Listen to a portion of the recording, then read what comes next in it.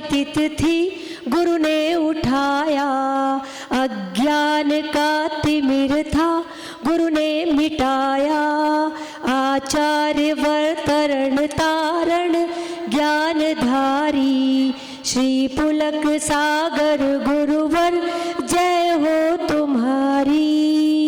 बोले परम पूज्य भारत गौरव जिन शरणम तीर्थ प्रणेता मनोज्ञाचार्य राष्ट्र संत प्रखर वक्ता मम गुरुदेव आचार्य श्री पुलक सागर जी महाराज की, 3 कम 9 करोड़ मुनिराजों की, अहिंसा परमो धर्म की। सभी थोड़ा अपना स्थान ग्रहण कर ले। आप सभी गुरुदेव को कितना जानते हैं?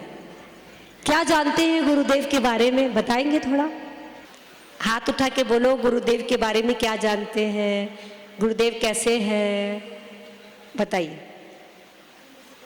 कौन बोलेगा? बोलो। तनुजा जी बोलिए। हाँ ये बोलेंगे, चलो बोलिए। गुरुदेव राष्ट्र संत है, जन जन के चाहते हैं। हाँ वेरी गुड। गुरुदेव कौन है? जोरदार तालियां इनके लिए। राष्ट्र संत हैं, जन जन के संत हैं। क्या उनके प्रवचन खाली जैन लोगों के लिए होते हैं? कौन बताएगा? चलिए हम माइक दीजिए। बोलिए। गुरुदेव के प्रवचनों से सारे ही धर्म प्रभावित होते हैं, क्योंकि वो सभी धर्म से रिलेटेड प्रवचन देते हैं। हाँ बहुत सुंदर, तालियां इनके लिए भी, है ना। देखो आप बोल नहीं पा रहे थे, उन्होंने बोला तो उनके लिए तालियां तो बनती है। आप लोग ताली बजाने में बहुत कमजोर, ताली नहीं बजा, ताली बजाना चाहिए, बोलने वाले को उत्साह मिलता है। और गुरुदेव के बारे में क्या जानते हैं? बताइए क्या जानते हैं? गुरुदेव को बुलाया ना आपने यहाँ पर। अच्छा कितने लोग चाहते थे कि गुरुदेव का चातुर्मास यहाँ पर हो? सभी चाहते थे, सबने हाथ खड़े किए, है ना। क्यों चाहते थे? गुरुदेव की ऐसी कौन सी बात है जो आपको बहुत पसंद है? जो भी है बोल सकते हैं आप, बताइए। हाँ बोलिए, माइक कहाँ गया? हाँ दीजिए। शांत और सरल स्वभाव और उनकी स्पेशली मुस्कुराहट। वेरी गुड, जोरदार तालियां। कहते हैं ना 1000 दवाइयां वो काम नहीं करती जो गुरुदेव की एक मुस्कुराहट काम कर देती। आप कितने भी परेशान थके हारे आओ, अगर गुरुदेव ने आपको देखकर मुस्कुरा दिया तो आपकी पूरी थकान, पूरी चिंता मिटती है कि नहीं मिटती है? मिटती है ना। हाँ और क्या जानते हैं गुरुदेव? हमारे भाई लोग कुछ नहीं जानते, जानते हैं ना। जरा बताइए आप क्या जानते हैं गुरुदेव के बारे में? कौन बताएगा? हाथ उठाइए। क्या जानते हैं गुरुदेव के बारे में? बताइए क्या जान, बोलिए भाई साहब क्या जानते हैं? हाँ इधर ब्लैक पैंट पहने हुए ना, इनको दीजिए। नमस्ते। उनके बारे में क्या किया जाए? सब कुछ ठीक है, बढ़िया है। सब कुछ बढ़िया है, सब कुछ अच्छा लगता है गुरुदेव का। उनके पास आने से सब कुछ दूर हो जाता है। सब क्या दूर हो जाता है? सब कठिनाइयाँ जो होती है, सब कुछ परेशानियां, कठिनाइयां दूर हो जाती है ना। सही बात है ना। तो हमारे गुरुदेव खाली जैन के नहीं, जन जन के संत हैं। किनके संत हैं? जन जन के। तो आप अपने मित्रों को, जो आपके सनातनी मित्र हैं, उनको बोलिएगा कि गुरुदेव हमारे आए हैं, वो सबके लिए जो भी प्रवचन करते, जो भी सीख देते, वो सबके लिए होती है ना। सबके लिए होती है कि नहीं होती है? सब बात इधर देखना, इधर देखो, बात नहीं करो, आगे आने वाले बागों से बात नहीं करो। हाँ अपनी स्थान ग्रहण कीजिए। चलो एक छोटी सी कहानी बताते हैं, देखते हैं आपके ऊपर फिट होती है कि नहीं। एक राजा था, उसके एक मूर्तिकार आता है। कौन आता है? मूर्तिकार आता है। 3 मूर्ति लेकर आता है। कितनी मूर्ति? 3 मूर्ति। तीनों मूर्ति बहुत सुंदर थी। जैसे आप लोग हो ना भीलवाड़ा वाले बहुत सुंदर, लेकिन वैसे ही मूर्तियां भी बहुत सुंदर थी। वो अलग बात है कि आप लोग अलग अलग चेहरे वाले हो, लेकिन वो तीनों मूर्तियां कैसी थी? एकदम एक सी। कैसी थी? एकदम एक सी, एकदम सुंदर थी। तीनों में कोई भी डिफरेंस नजर नहीं आ रहा था।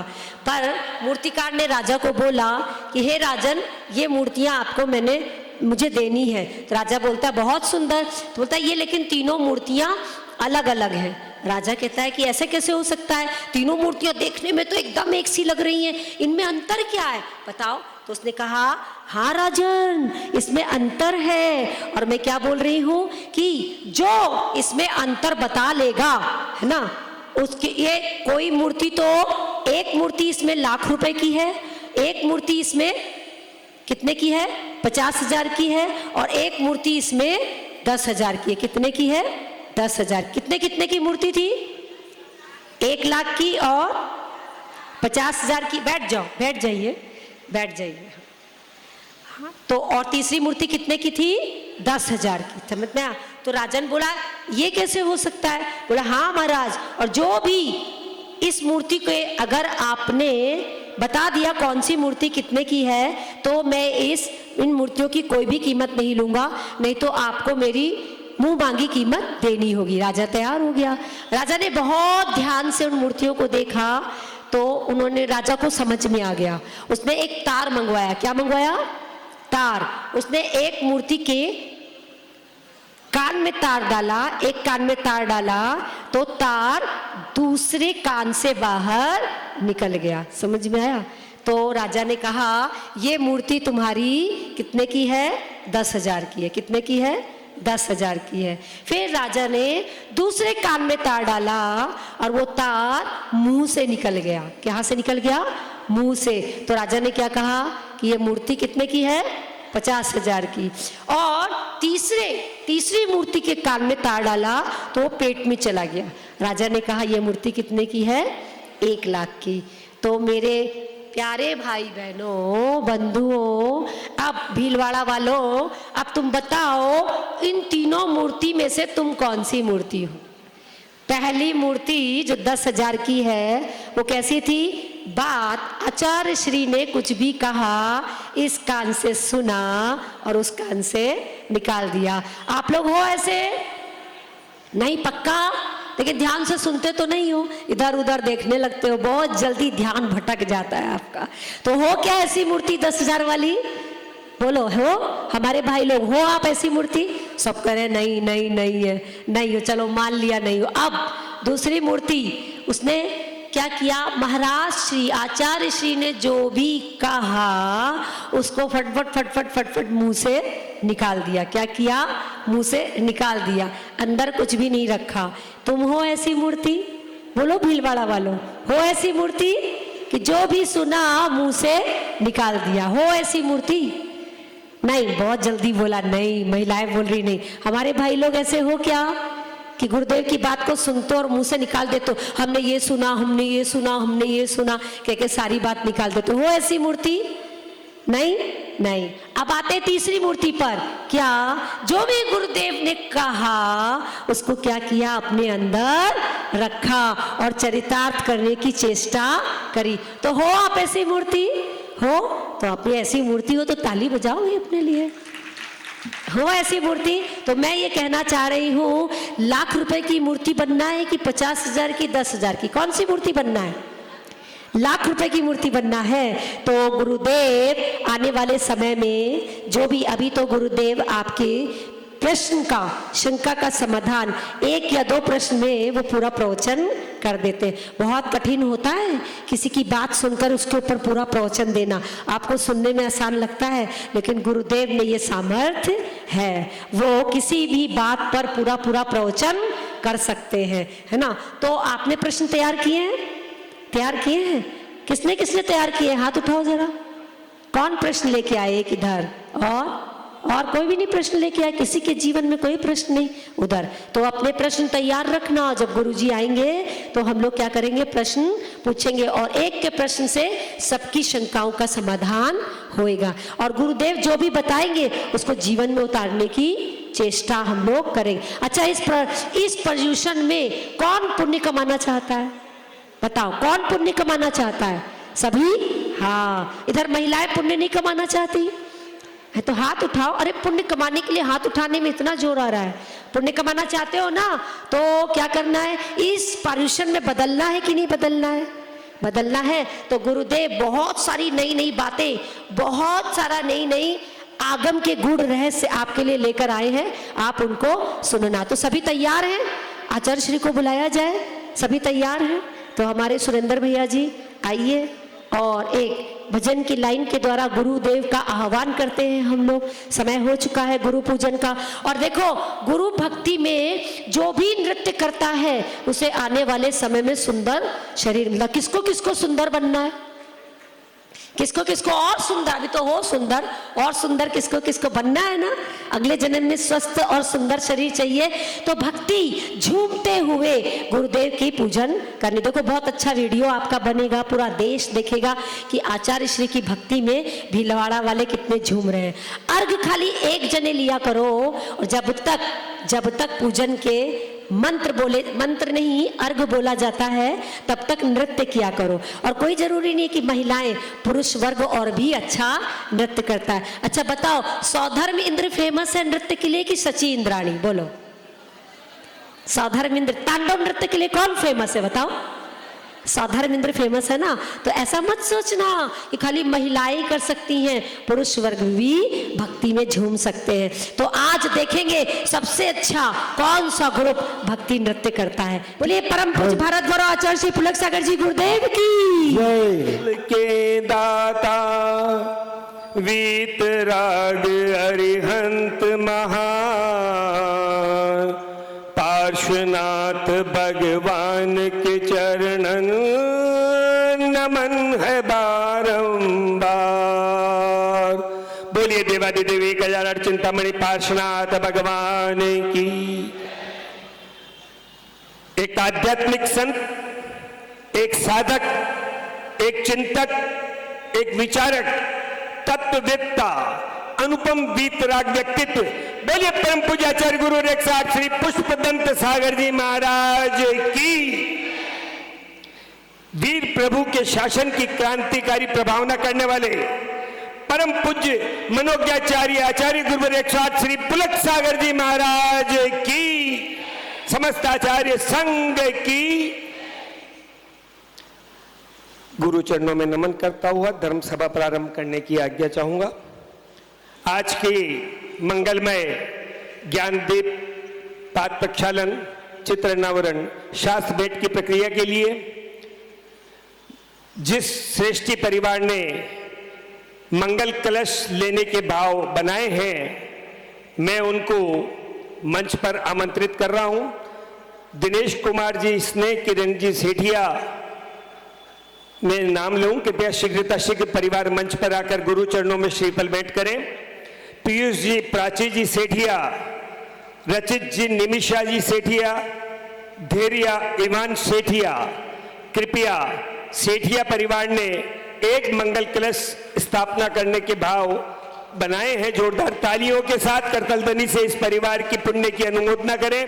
श्रीफल लें, गुरु चरणों में नमन करें, आशीर्वाद प्राप्त कर, चित्र अनावरण कर, मंगलमय ज्ञानदीप प्रज्वलन कर, शास्त्र भेंट कर, पाठ प्रक्षालन पुण्य सृजन करें। इसके साथ ही मैं मंगलाचरण के लिए पूनम जी कोठारी को आमंत्रित करूंगा। कृपया वे इस पावन प्रक्रिया के संपन्न होने के तत्पश्चात मंगलाचरण संपन्न करें।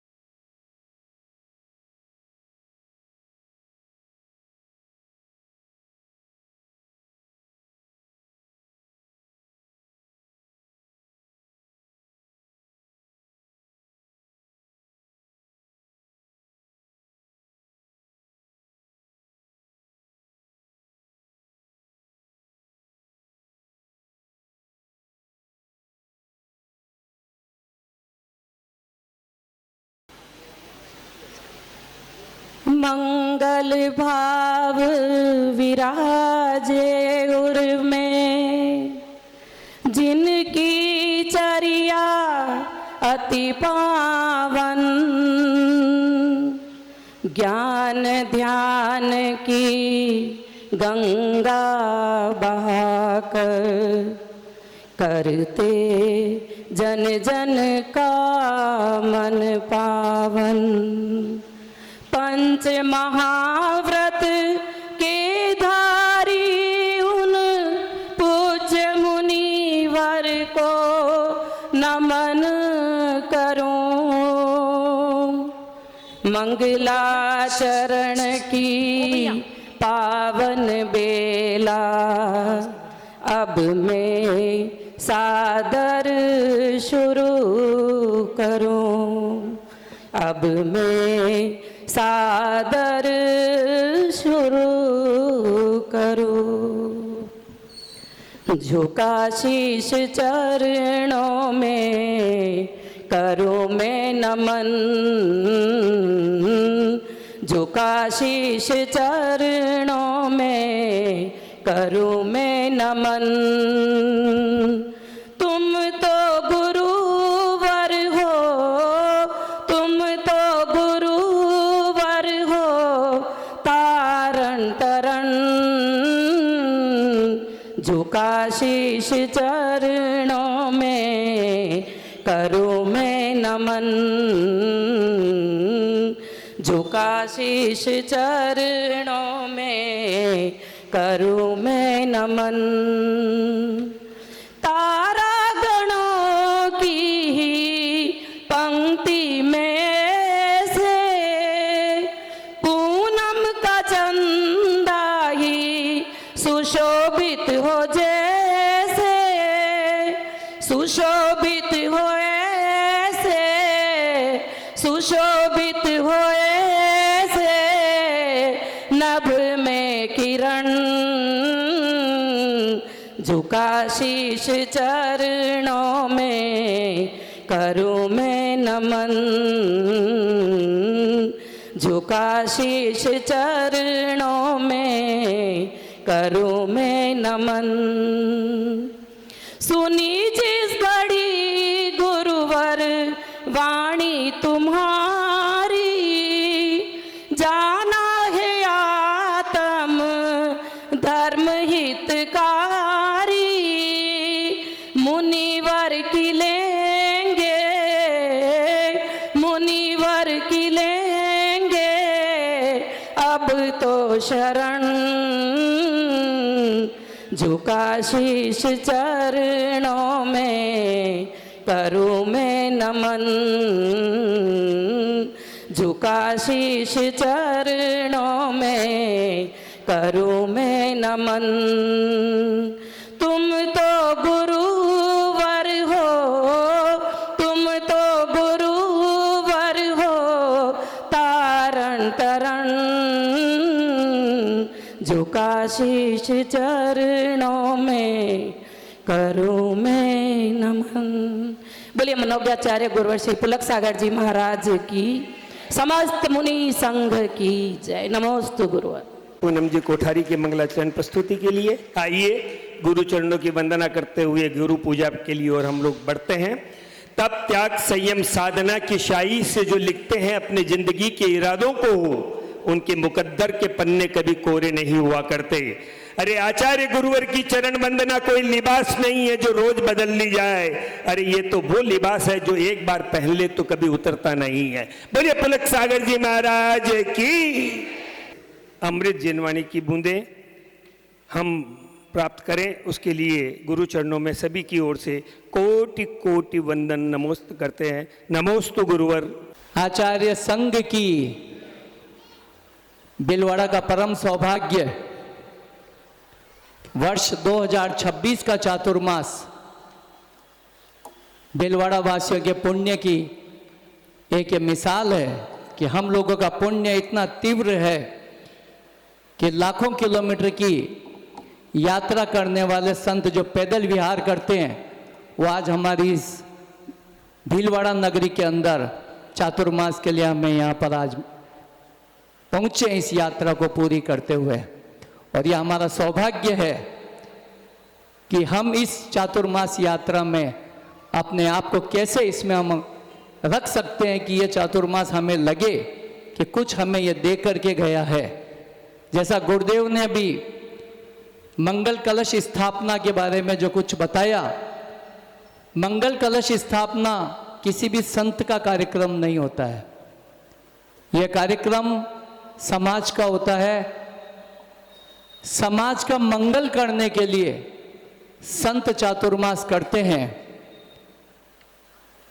और इस मंगल कलश के द्वारा वो अपने 4 महीने के साथ ही अपनी साधना का जो पुण्य होता है वो हमारे को लौटा करके हमारे घर तक पहुंचाते हैं। क्योंकि जो भी साधु जहां से कुछ प्राप्त करता है तो वहां की समाज को कुछ दे करके ही जाता है, ले करके कुछ भी नहीं जाता है। तो हम सबका भी सौभाग्य है कि हमें ये सुअवसर मिला है कि गुरुदेव के मुखारबिंद से मैंने जब कलश के अंदर रखने वाली सामग्री की लिस्ट देखी तो मैंने गुरुदेव से निवेदन किया, मैंने भी पहले भी चातुर्मास के कलश रखाए हैं, चातुर्मास किए हैं, लेकिन चावल और हल्दी और सुपारी और एक आध सिक्के के अलावा हमने तो कुछ रखा है नहीं। आपने तो हमको 100 आइटम की लिस्ट दी है। तो महाराज जी ने कहा कि मंगल यदि किसी के घर में करना है तो जितनी मांगलिक चीजें होती है, जितनी इस धरती के ऊपर मांगलिक क्रियाएं हैं, आज अगरबत्ती लो, धूप बत्ती लो, हम भगवान के आगे चढ़ाते हैं, भगवान के आगे लगाते हैं। ये जितनी भी मांगलिक चीज होती है उन सबको उस मंगल कलश में तमाम प्रकार की नेगेटिव एनर्जी को खत्म करने के लिए और घर परिवार के अंदर पॉजिटिव एनर्जी को अप करने के लिए ये 100 प्रकार की सामग्री महाराज जी इस मंगल कलश के अंदर रखेंगे। और उसके बाद में पहली बार मैंने सुना कि श्रावक जो मंगल कलश अपने घर ले जाएगा वो उस कलशों की वो पूजा पद्धति के साथ में ले जाएगा, पूजा पद्धति के साथ में स्वयं यहाँ विराजमान करेगा। महाराज तो मांगलिक क्रियाएं करेंगे स्थापना की, लेकिन स्थापना से पहले उस मंगल कलश की पूजा वो परिवार करेगा जो इस कलश को यहाँ पर विराजमान स्थापित करेगा। कलश स्थापना ये एक चातुर्मास के पूरे पुण्य का सृजन करने वाला ये एक माध्यम है। ये श्रावकों का कर्तव्य है कि अब हम इन गुरु तो पधार गए, उनकी वाणी भी हम सुनेंगे, लेकिन उनके द्वारा दिए गए मंत्रों का हमारे जीवन में क्या प्रभाव पड़े और हमें कितनी सकारात्मक ऊर्जा हमारे परिवार में सुख, शांति, वैभव, समृद्धि, व्यापार वृद्धि, इसके जो आज हम परिणाम देखते हैं वो मंत्रों के प्रभाव से होते हैं। और ये सारे मंत्र गुरुदेव के द्वारा इस चातुर्मास के अंदर दिए जाएंगे इन कलशों के माध्यम से। स्वयं भगवान चल करके, आज गुरु रूप में हमारे पास भगवान बैठे हैं, वो हमारे द्वार पर चल करके और उस विधि विधान से किए हुए कलश को आपके निवास स्थान पर वो विराजमान कराने की प्रक्रिया के अंदर भी वहाँ पहुँचेंगे। गुरुदेव ने कहा कि नहीं, जो भी कलश है कल आप घर ले जा करके किस जगह रख दो, किस कोण में रख दो और बाद में कह दो महाराज जी हमारे तो कलश से कोई फर्क ही नहीं पड़ा। तो कि नहीं, वो वस्तु कौन सी जगह कहाँ विद्यमान होगी और उसकी क्या क्रियाएं होगी, वहाँ तक अपन उन श्रावकों को ये जो हम चातुर्मास का जो फल है वो देते हुए आगे की तरफ हम, क्योंकि साधु तो विचरण करते हैं, आगे की तरफ स्थान ऐसे करेंगे।